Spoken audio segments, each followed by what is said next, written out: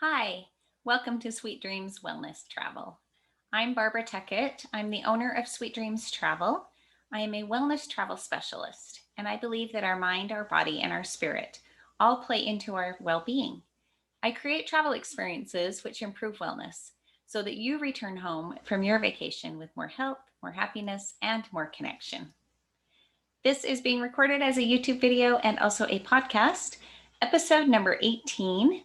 And the title is 5 Amazing Islands That You Don't Need a Passport to Visit. And this is all about perfect island adventure and relaxation.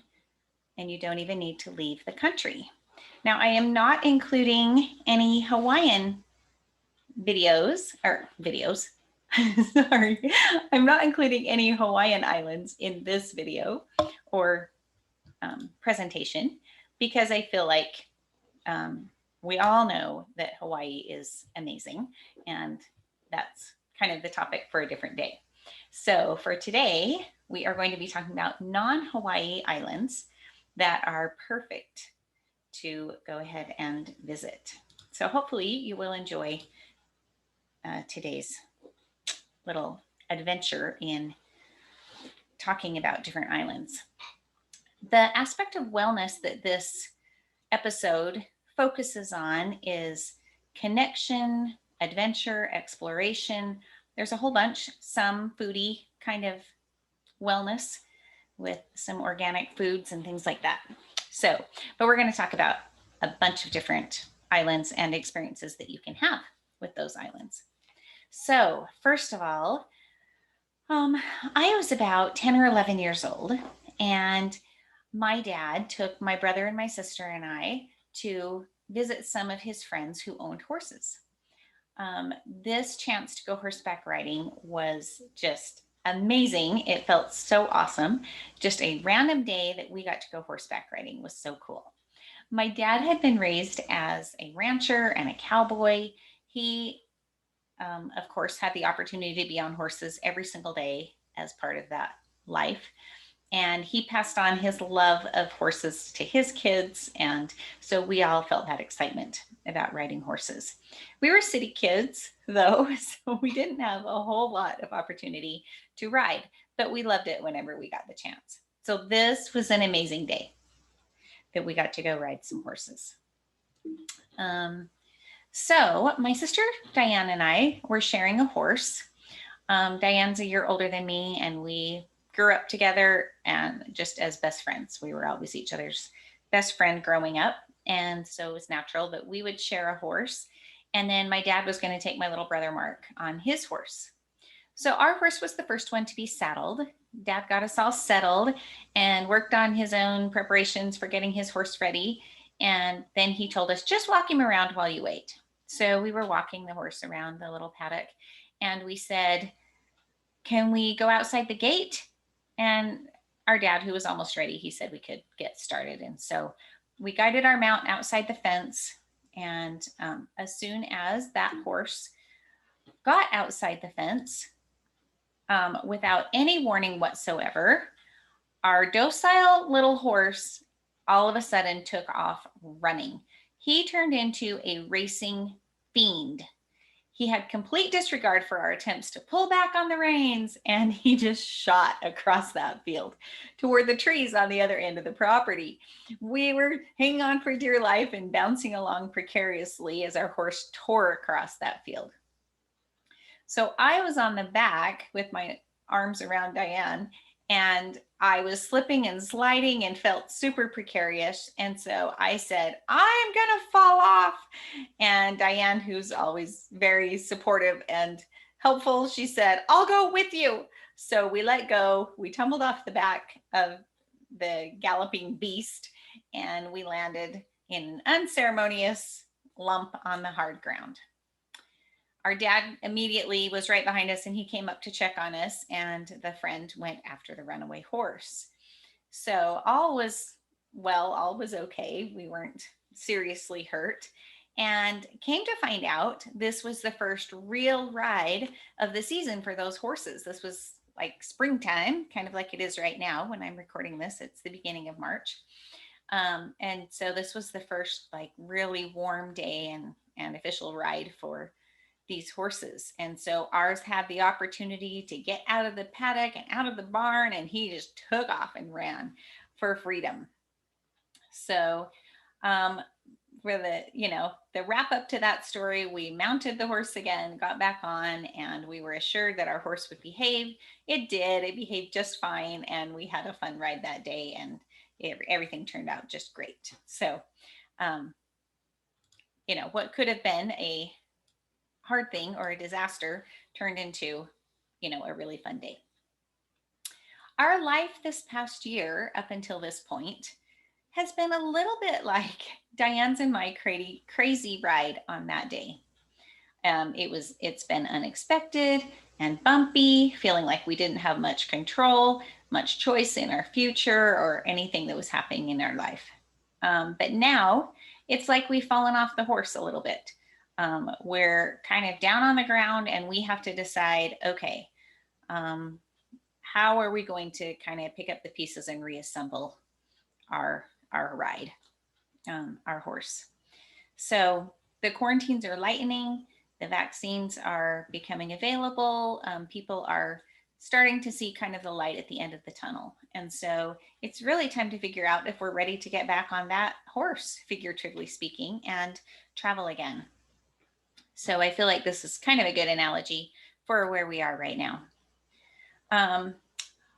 So today I'm going to talk about 5 amazing island destinations that are right here in the US. They're completely captivating and wonderful, just all these amazing little places. And if you want a great destination to dream about or to plan, one of these islands might be just perfect for you. So to start off with, let's talk about Nantucket in Massachusetts. It's 30 miles off the coast of Cape Cod. And Nantucket is known for the worn wharves, the historic cottages, cobblestone streets, the quaint little shops, and the sandy dunes. So it's a beautiful island. It's a perfect summer getaway for biking or surfing. They have a Nantucket Island surf school. They can teach you all about surfing if you want to learn. Perfect place for fishing or hiking or shopping. It's just this great little island. If you visit during the quiet winter time, there's still some stuff to do, not, of course, all of the water activities and everything, but you can visit the Whaling Museum. You can visit the Dreamland Theater. The Dreamland Theater is kind of cool. It includes movies and lectures and year-round live as well as the big screen programming. So there's lots of stuff to do with the, even in the wintertime when it's more quiet. There's plenty of reasons to still go. So if I were going to Nantucket, I would love to stay at the Nantucket Hotel and Resort. It's located in the heart of town, so right in the center of everything. This resort is kind of unique in that it's open year round. So you could go any time of year and stay here. And they have different activities that kind of cater to the different seasons. They have 2 outdoor heated pools, plus a kids pool. A stay here includes a complimentary shuttle to the Jetties Beach or the Surfside Beach, both of them. So you can be shuttled right over to the beach. They have this amazing antique fire truck, and they give antique fire truck rides. They offer, as part of the stay with them, a historic bell tower climb. So over at the First Congregational Church, there's this historic bell tower, and you can climb up and have a view of the whole entire town and area. I love one thing about the resort itself is that I love that they have this brand new state-of-the-art fitness and spa facility. It's called the Nantucket Club, and it's just gorgeous. It's just amazing. They have a restaurant right on site. It's called the Breeze Restaurant, which serves breakfast, lunch, and dinner.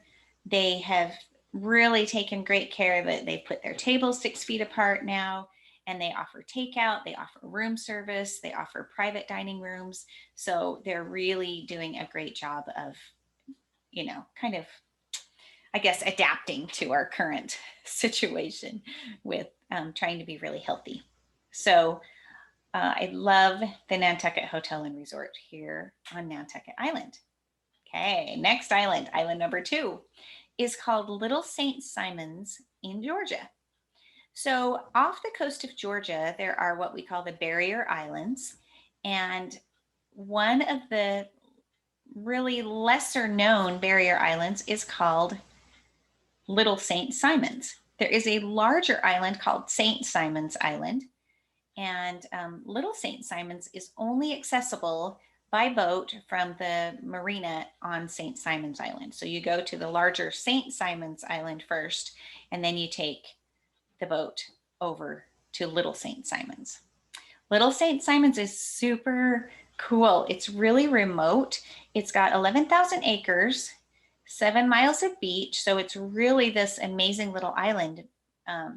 Lots of activities on the island. You can go fishing. It's a really, really amazing spot for birding. So if you are interested in looking at different types of birds and spotting all kinds, this is a great place for that. Of course, beach, biking, boating. There's just really some fun activities you can do.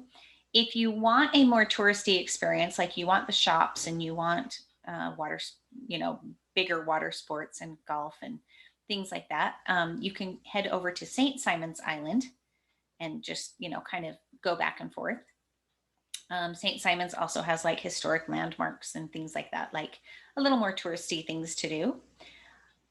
For a pro tip, visit in September to have the place to yourself. It's still really great weather, but because the kids have gone back to school, it's like amazing that, it's just completely untouched. You feel like it's your own little place.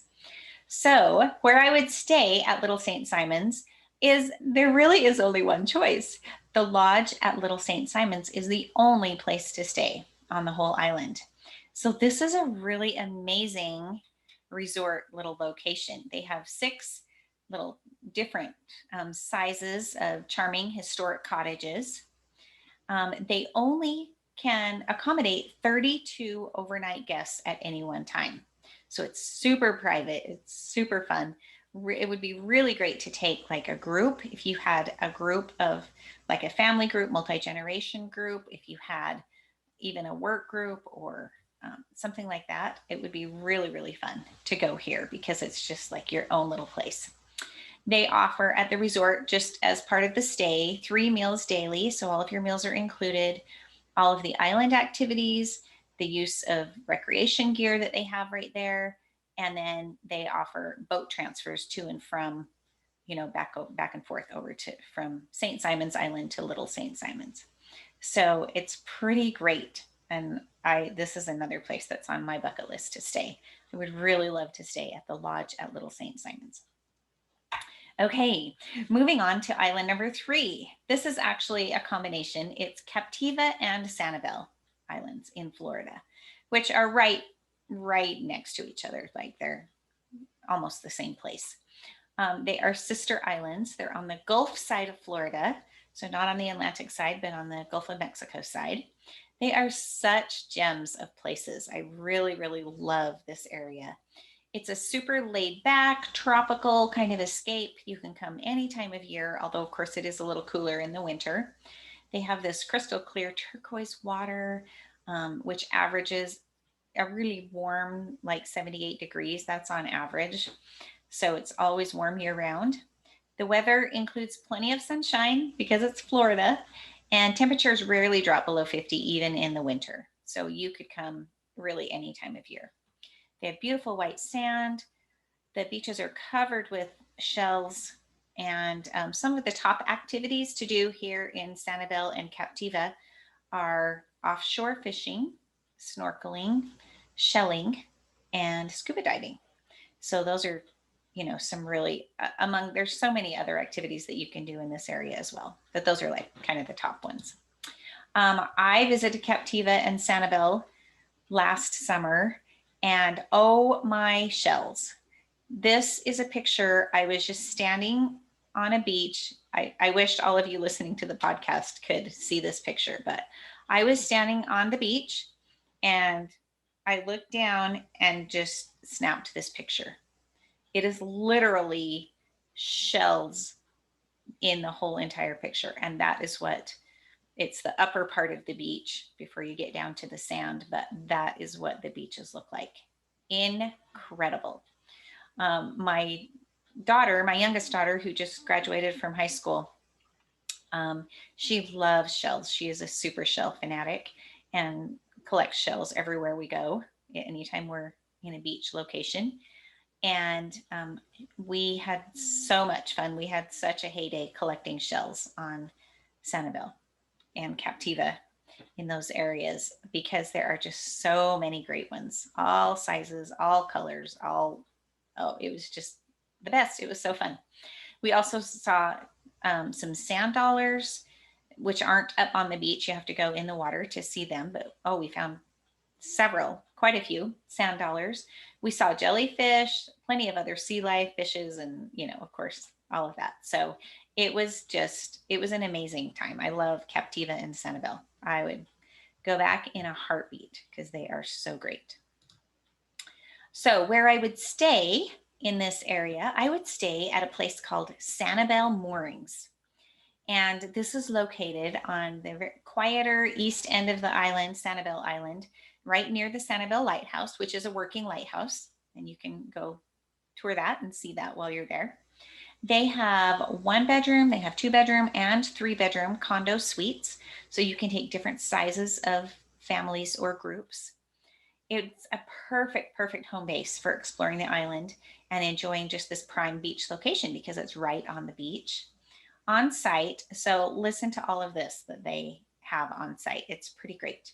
Of course, they offer Wi-Fi. Well, I guess I shouldn't say of course because not everywhere does, but they do. They have beach chairs and umbrellas for you. They have kayaks and canoes that you can use, barbecue grills. You can grill your fresh catch if you'd like to.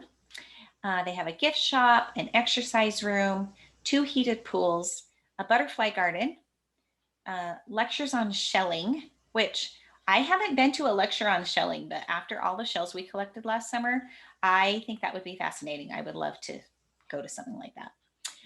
They have guided botanical garden tours, guided beach walks. They have tennis courts, a pickleball court. They have movie rentals right there on site. You can rent DVDs there. They also have the availability to rent, other than movie rentals. You can rent a boat, you can rent paddle boards, you can rent bikes for, you know, a small fee and just really enjoy the water or the land. Anyway, this is a great location. Love Sanibel and Captiva. Okay, moving on. We now are moving clear over to the West Coast from the East Coast, and we are going to the San Juan Islands. They are off the coast of Washington State. The San Juan Islands are really amazing. They have lush forests. They have these little quaint fishing villages, rocky beaches, some good sand beaches as well. They're not all rocky beaches, but if you know the Northwestern US, you kind of know what I'm talking about. They tend to have more cliffs. They do have sand, but it's just really more of a rugged kind of beauty. They have scenic waterways. It's just really a gorgeous area. You can catch a ferry from Seattle or Bellingham. And these ferries, just to be clear, these ferries are the kind that you drive your car onto the ferry and then you get out of your car and go to the upper decks. Then when you're ready to disembark off the ferry, you go get in your car so that you drive your car off the ferry. So that's the type of ferry that this is, so that you've got your car over on the islands. On these islands, there are more activities and attractions than a lot of mainland cities and towns. So like there's just tons to do.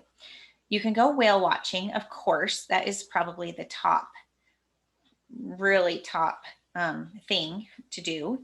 These islands are famous for their 3 pods of killer whales. So it's so fun that you can just see so many whales in the area.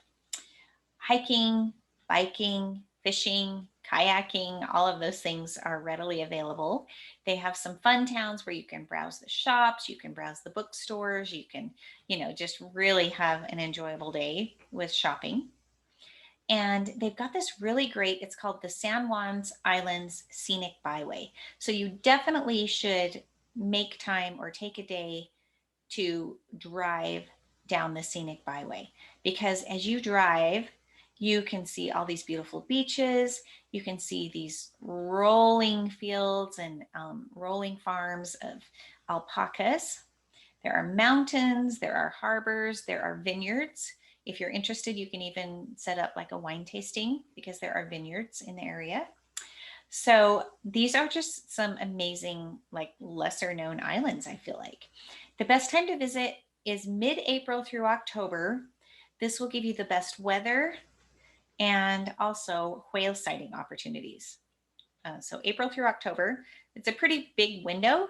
It's just, you can go in the winter, but it's just more of a chance of being rainy and colder, of course. And the whales aren't really in season. So a pro tip for foodies, if you are a foodie, ask me about the San Juan Islands Food and Farms Tour, because that is super fun. So on the San Juan Islands, where I would stay is I would stay at a place called the Pebble Cove Farm. So this is really fun place to stay. It's located on the island, Orcas Island, on Orcas Island. It's an organic farm and it's right on the water. So they've got this great harbor location, but it's 4 acres of farm. So it's really a, pretty good sized little farm. They have individual cabins and cottages to stay in, and no two accommodations are alike. So this picture that I'm showing is a tiny, actually this one's called a tiny cottage. So this is probably one of the smallest ones, but they do have this fun little loft where younger, kids can stay if they want to. The beds in the loft aren't even full-size beds. So great place for, parents and 1 or 2 kids, be perfect. And each of the cabins includes a kitchenette and a furnished living area and, sleeping areas. So basically every little thing that you would want. Your stay includes, they make this amazing homemade granola for breakfast, along with, orange juice. And they actually are a dairy-free location. And so they have, soy milk or almond milk, that kind of thing. Anyway, they provide you with healthy snacks, a little basket when you check in of healthy snacks. They do have Wi-Fi. They have a lending library. They have this pristine drinking water from this really deep well that's on site. And they provide you with beach towels so that you can spend time at their little beach that they have. So it's really great, very welcoming and friendly. They encourage their guests to roam anywhere they want to on the 4-acre property. They have rescue animals there, and animals that they have rescued. And so they encourage you to pet the animals. You can comb the beach. You can pick the ripe vegetables that are ready in the organic garden. You can go kayaking from their private beach. You can kayak over to another little island and picnic. You can relax in a hot tub that's there on site or a hammock. It's just this fun little vacation. So it's really a great place to be, the Pebble Cove Farm. So next, let's move down the coast. So we started off the coast of Washington, and now we're going to move down the coast to Catalina Island in California. Catalina Island, I have talked about Catalina Island before. In fact, I think it was in the episode, I know it was in the episode where I talked about places in the US that feel like Europe, feel like, you could almost be in a European destination. And Catalina Island was the one that I talked about when I was mentioning like Greece, like one of the Greek islands, because it really has that look and feel of Greece. So anyway, if you've never been there, it is just an hour from the mainland by ferry. Now, this ferry actually is the type of ferry that it's just a walk-on ferry. So you park your car in the parking lot, get on the ferry, and come across over to the island. There is There are very few cars, so there is no reason to have a car on the island. In fact, the waiting list to get a car, if you are a resident of Catalina Island, is I think 12 years or 13 years is the waiting list to get a car. So very few people have cars. Sorry, I said Avalon Island. The town is called Avalon. So the whole island is called Catalina Island, but then the town on Catalina is Avalon. That's why I said that. Anyway, they have like swaying palm trees, they have white sandy beaches, these great dive sites, and this really just kind of laid back, soothing island vibe. 88% of this island is part of a nature preserve. So that's kind of a cool, amazing thing, but there's also plenty to do and see. It's not just all nature. In Avalon, like I mentioned, that's the town. There are shops, there are restaurants, there are hotels. Like it's this great little town, welcoming kind of touristy town. And there's tons of activities to do on the island. So listen to this list and see if there might be something that you think would be fun. There's an 1,100-foot zip line. There is an opportunity to either hunt for, or if you don't want to hunt, you can just go view, take a viewing tour for the free roaming herd of bison that is on the island. There's an open air Hummer Island tour, a ropes course aerial adventure, a climbing wall, falconry experience. You can do mini golf, you can do regular golf, take a glass bottom boat tour, or a kind of like a glass bottom or a glassed in, I don't know what they call it, a windowed in submarine kind of tour where they actually submerge the whole thing underneath the water so that you can see the sea life under there. You can go scuba diving, parasailing. You can even go camping. There are some designated campgrounds on Catalina Island, and you can camp and sleep out under the stars. So that is kind of amazing too. You can just enjoy the waterfront and all the activities that there are to do there. Take a fishing charter. You can tour the casino. There is a casino, a picture of the casino in the photo that I'm showing. If you are watching the video, it's this round building. It's very iconic looking. It was built in 1929, and you can tour this building. You can visit the Catalina Island Museum. They have a botanic garden. It's really, really a fun destination, fun place to go and hang out or spend a little time. So where I would stay, so I have also talked about where I would stay on a previous podcast and recording. I would stay at a place called the Hotel Metropole. Now, this is a beautiful property, and it's right in the Metropole Marketplace, which is in the center of town. So it's really, really great ambiance. They've got cobblestone walkways. They've got some fountains right there. They've got lots of boutique shops and eateries around there in the Metropole Marketplace. The resort, the hotel, has a rooftop jacuzzi, the beautiful views of the harbor and the area around. Currently, the rooftop jacuzzi is closed just as I'm speaking to you right now, but they do have plans to reopen it as things become more open. But you still could go on the roof and get the view. The accommodations are, they have regular guest rooms, they have mini suites, they have a VIP wing, and they also have a 2-bedroom, 2-bath beach house, which is really fun if you had a little bit bigger group and you wanted to, get that 2-bedroom, 2-bath little beach house. Their oceanfront VIP suites all include fireplaces, jacuzzi baths, and balconies. So that's kind of a reason to be in the VIP suite. They have a few packages, but I just wanted to highlight, they have a 1-night spa package. So you don't have to just stay one night, but with this 1-night spa package, they include 2 1-hour spa treatments, which could be a massage or a scalp treatment. They don't include the beauty treatments with it. Stay one night in a deluxe room and continental breakfast the next day. So really a fun package if you wanted kind of a little wellness experience with your stay at the Catalina Island Hotel Metropole. So I hope that I have gotten you a little bit excited and whetted your appetite a little with these 5 incredible islands. There are others. There are so many others that I could highlight. In fact, maybe I'll do another episode later with some other options for island stays because there's so many.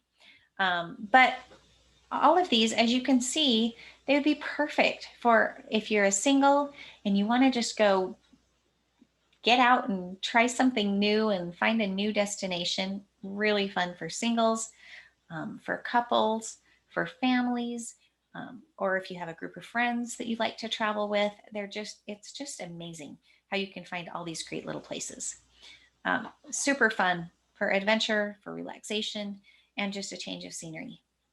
So just like that horseback ride became this adventurous, relaxing change of scenery for Diane and I, and my dad and Mark, once we got back on the horse, the same thing can happen with our vacations. We can get back on that horse and we can try it out, and it can become such a great adventure. I would love to connect with you. I'm on Facebook, I'm on Instagram as Sweet Dreams Travel. I have the Sweet Dreams Wellness Travel podcast or video. My YouTube channel is my name, Barbara Tuckett. And of course, the podcast is called Sweet Dreams Wellness Travel. So please like or share, help get the word out. If you enjoy listening or watching these, I really would love a little bit of help, a little bit of love, which helps grow this community. So I think that would be really perfect if you wouldn't mind helping me out. So I am super glad to have talked to you today about all of these great island destinations and hopefully given you a little bit of inspiration. Please let me know if you want to get a hold of me. Obviously, you can connect on social media, or if you want to visit the website and get to my email that way, please do. I would love to help you plan your next vacation. So thank you so much for being with me today. We'll see you next time.